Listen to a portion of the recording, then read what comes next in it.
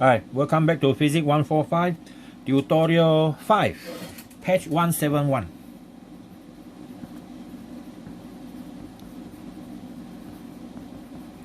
Okay, Tutorial 5, page 171. This one related to work done. We have 3 pages here, but it's around about less than 20 questions. Okay, question 1.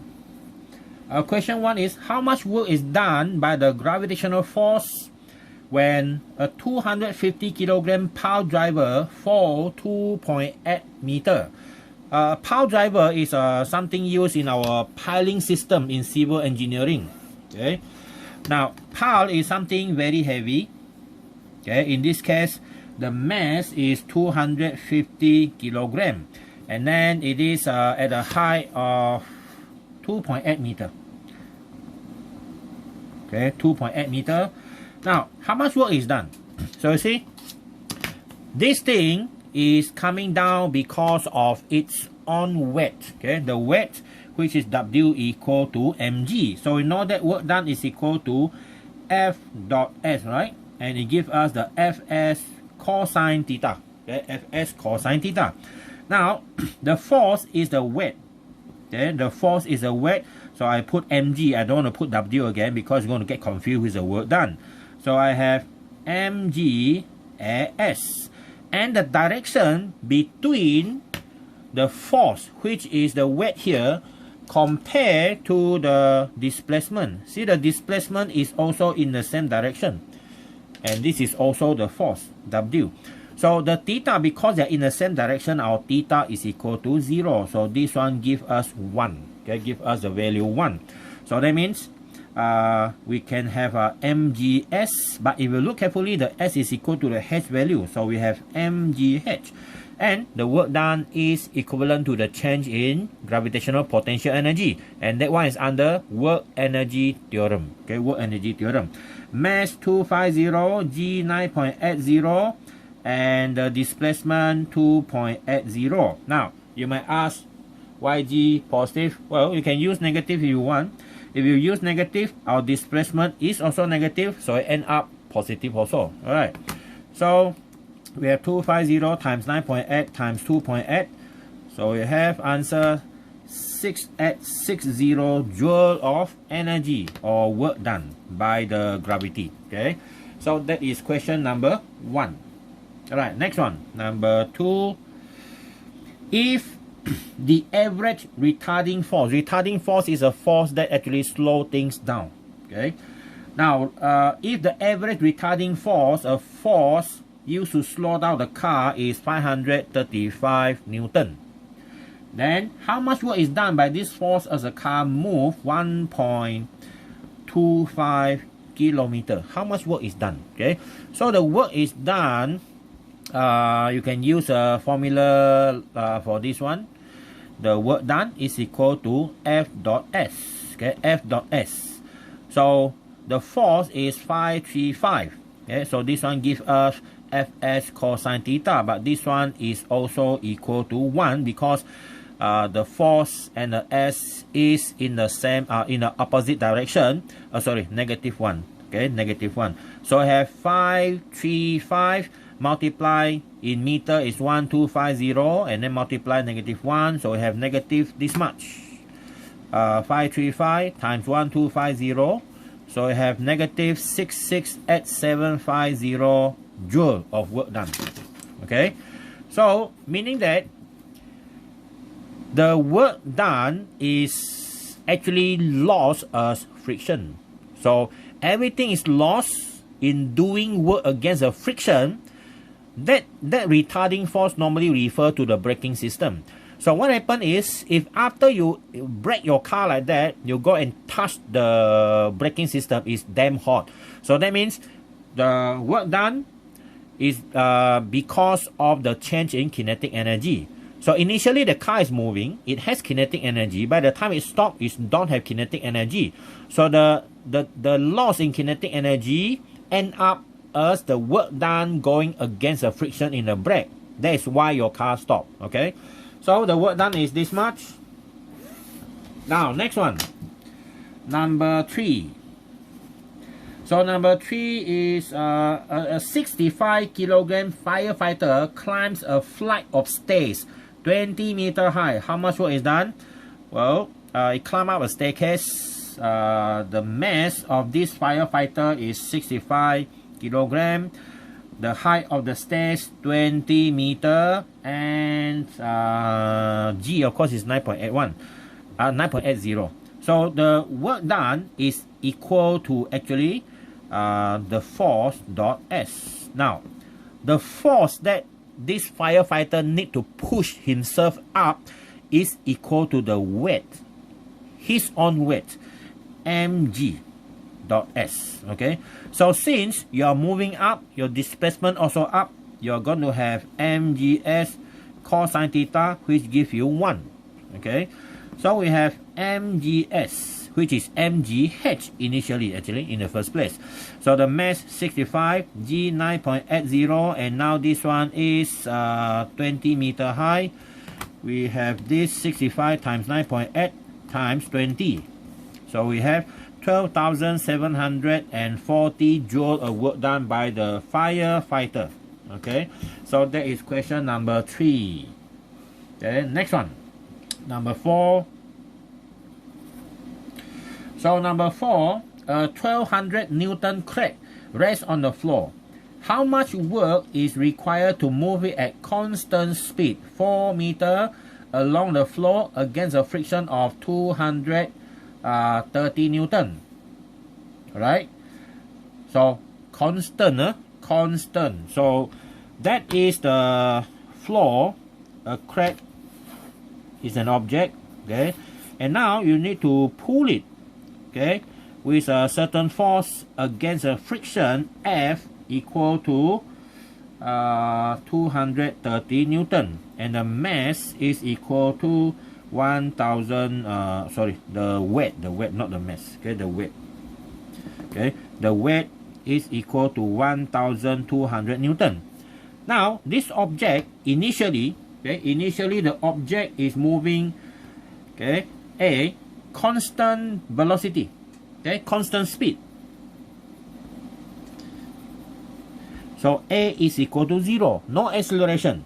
So how long or how far? With a displacement s of 4 meter. Okay, with a displacement of 4 meter. So we can calculate the work done, but of course we need to know if you are pulling something and that something is not accelerating. In this case, normally when you pull something, let's assume the box here does not have friction. So when you pull with a force, definitely that object is going to accelerate. But in this case, when you pull it with that force, it is not accelerating but still moving with constant speed. So that means the net force is 0. Because of this, the net force is equal to 0 here. See? So we start with a net force equal to 0 for this diagram. Horizontally, this one is moving horizontally. So we have a net force is equal to 0. And what is our net force? Our net force is F minus F. Okay, F minus F. F minus small f, friction. Okay, there's a friction, is equal to 0. So the pulling force is equal to 230 Newton as well. Okay, and the work done is equal to the F dot S, which is Fs cosine theta, and this is 230 multiplied by 4, and this is 1, because the force and the displacement, okay, are in the same direction. Okay, they are in the same direction. So you have 230 times 4. We have 920 joule of work done. Okay, 920 joule of work done. All right. So that is the what we call that, the horizontal motion. Now you do differently. You move the object up.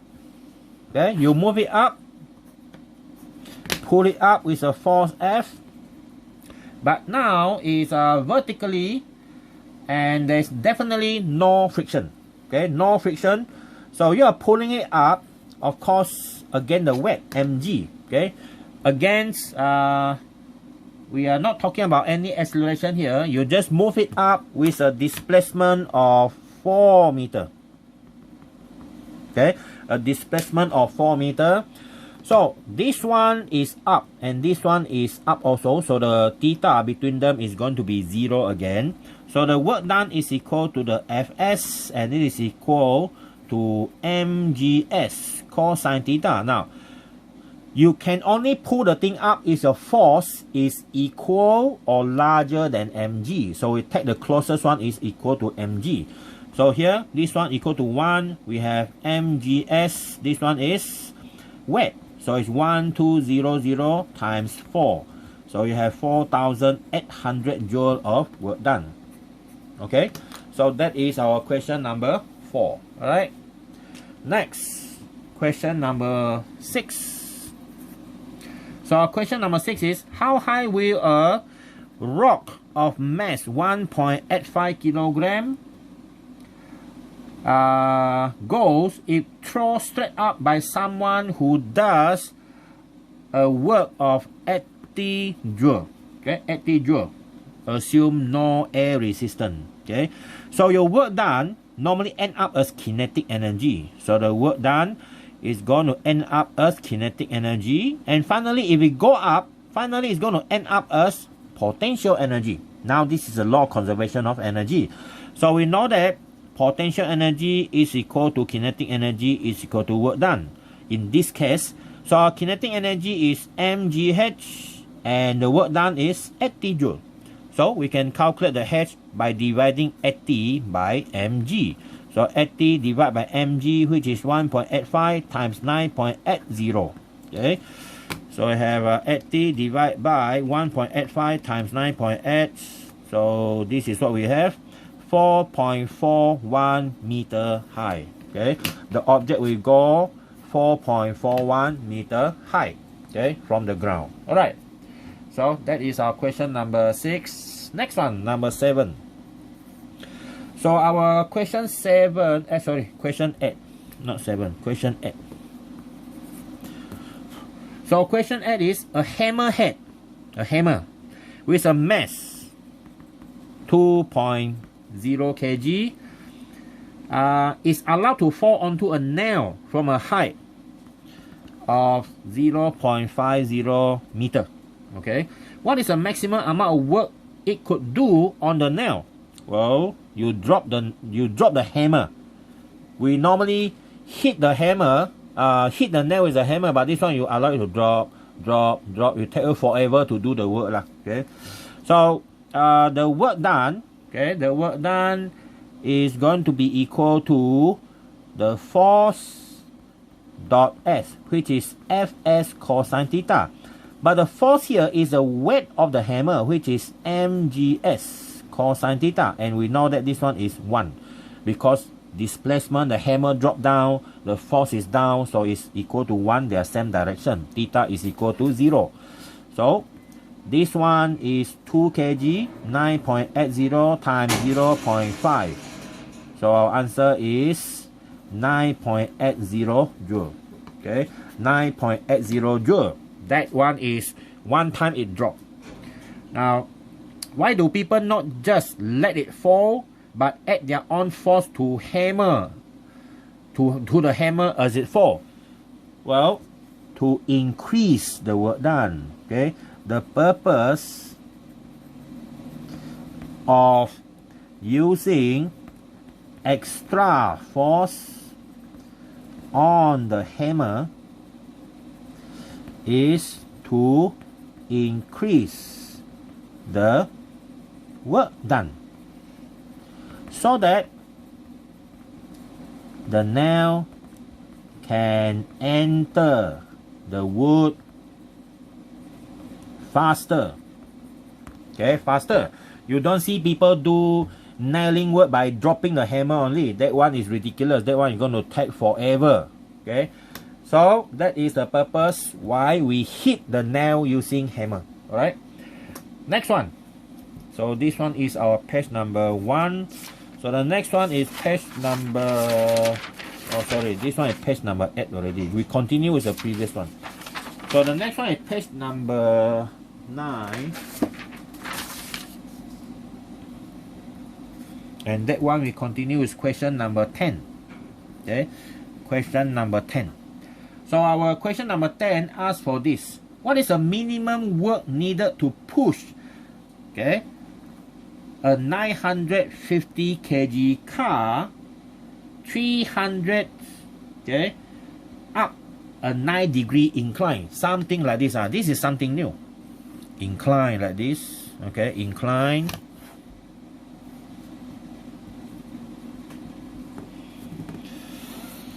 So the length of the incline, okay, is 3. Okay, so the car is here. You're going to move the car up with a displacement. This is a displacement actually, equal to 310 meter. Okay, 310 meter displacement. And then of course you need to apply a force F. Okay, need to push or pull the car, same thing. So we assume the force is F. Okay, now if you remember incline, if you have an angle theta here, okay, remember flashback something like this. Okay, if you have an incline and an object on an inclined surface, now this object is going to have two components because the weight here can be split into two components. One component is parallel with the surface, another one is perpendicular to the surface. So I will call these components parallel and perpendicular. Now if this is our weight, W equal to mg, so this one is our parallel component. I will call it W parallel, and this component is going to be our perpendicular component. And if this one is theta, we also know that this is theta based on geometrical information. Now this one is only important if you are calculating friction between the object and the surface. But if they smooth, then friction is not important. This one is not important. So we look at this one. So that means when you put something on an inclined plane, its own weight is going to provide a component W parallel to pull it down. And this component is equal to, W parallel is equal to mg sine theta. This component, the perpendicular one, is mg cosine theta. We already derived that one long time ago. Okay, long time ago. So we're going to need this one. Alright, so mg sine theta. So we know that this object is being pulled down by this force. Okay, by this component W parallel, which is mg sine theta. Okay, mg sine theta. So the object is being pulled up. So the force, minimum force needed must equal to this one. So the F minimum must equal to W parallel, which is mg sine theta. Alright, so our work done. Okay, what is our work done now? So our work done is equal to this W parallel dot S. F minimum. Okay, F minimum dot S. So the angle between them, you see, the angle between them I will call alpha. The alpha is 0. Okay, 0 degree. Don't get confused with the theta. This theta is equal to 9 degree for the incline, but the angle between S and F, I use alpha now. Cannot use the same symbol, so you will get confused later. So this one is going to get F M minimum S and cosine alpha. Okay, and the F minimum must equal to mg sine theta. Okay, mg sine theta, and then times S, and we know that theta is 0, so our cosine become 1. So no more problem already. This one become NGS sine theta. So that is our minimum work done. Okay, so minimum work done is equal to minimum force dot displacement. Okay, now you can put in all the information and calculate the minimum work done. So that one will be 950 kilogram, 9.80, distance 310, and sine 9 degree. And don't forget, the calculator will be in degree mod, so number 3. Okay, 950 times 9.8 times 310 times sine 9. Okay, so answer is 451,485 86 joule of work done. Okay, that is a lot of work done in pushing a car up an incline. It's only 6 degrees. Okay, alright, so that is our question number 10. Okay, next one, question number 14 on the same page. Okay, question number 14. Now, question number 14, this one is a 20,000 kg, 20 tons jet fighter takes off from an aircraft carrier via a catapult system, elastic system. Okay, so something to pull it. Okay, the jet engine exerts a constant force of 130 kilonewton. The force from the jet engine is 130,000 newton. Okay, the force exerted on the jet by the catapult system. Okay, the catapult system is plotted in a graph here. See, there's a graph. Okay, there's a force. The force is not constant. You know, the force is not constant. Starting from here, maximum at 1,100,100 kilonewton at 0 distance. That means during, okay, before the jet is being launched, and then by the time it reaches 90 meter from the launching point, it is 65 kilonewton. Okay, so the question is, determine the work done on the jet by its engine during launch of the jet. Okay, now there are two work done. Okay, there are two work done. So one of the work done we can calculate using this constant value.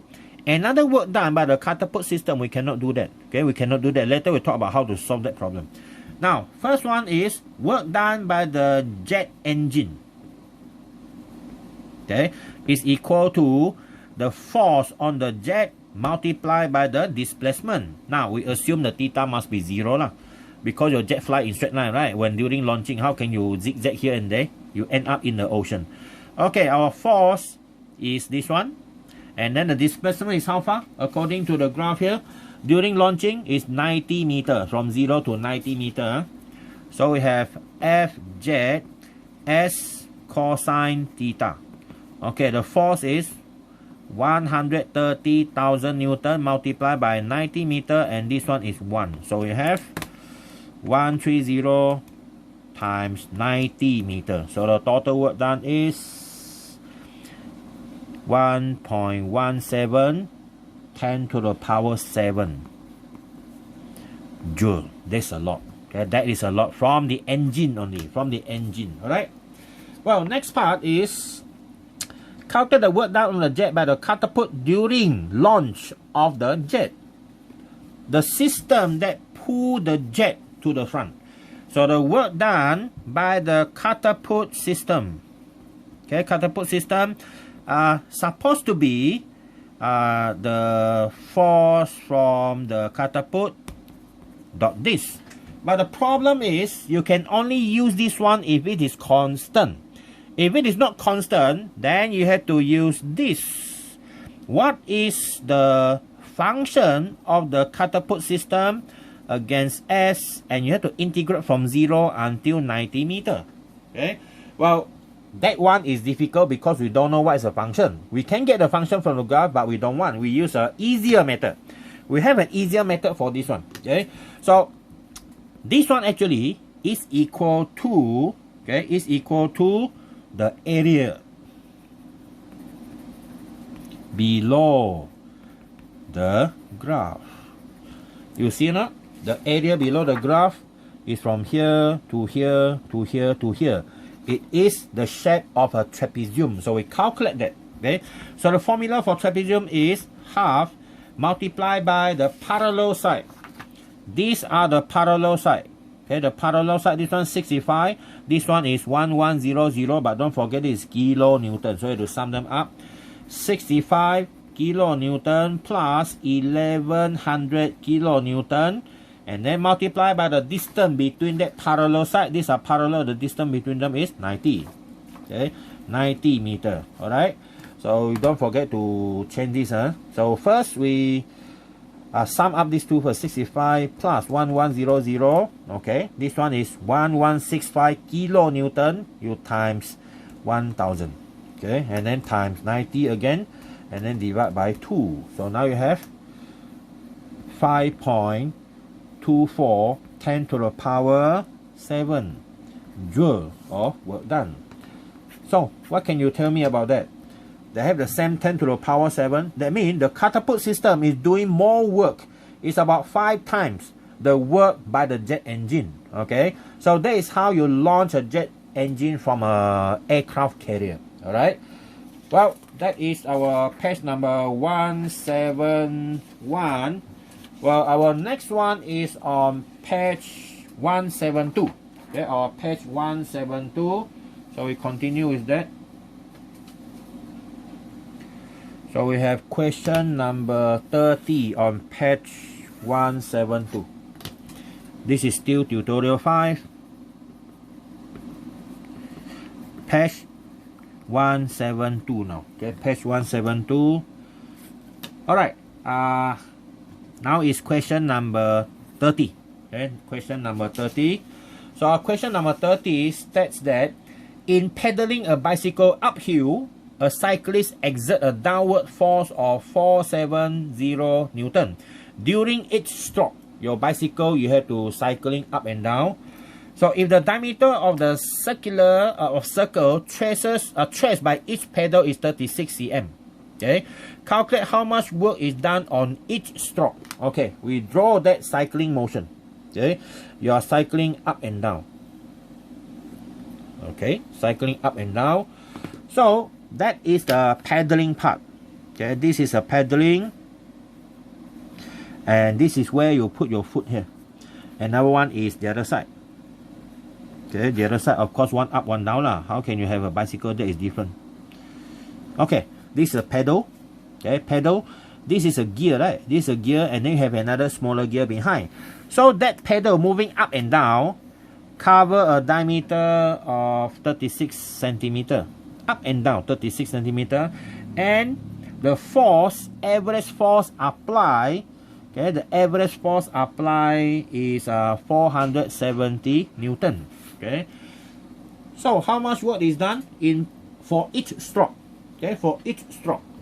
So we assume that when you are pushing the pedal down, of course you let go, you don't apply another downward force on the other side of the pedal. That one will be counterproductive. You are not going anywhere. So one side pedal down, another side up. The up one, you just let it go lightly. You don't totally let go. You just don't push down on the other side. Now when you push down the other side, this side here you let go freely. So that means the force is always down, displacement is also down. So the work done is equal to Fs.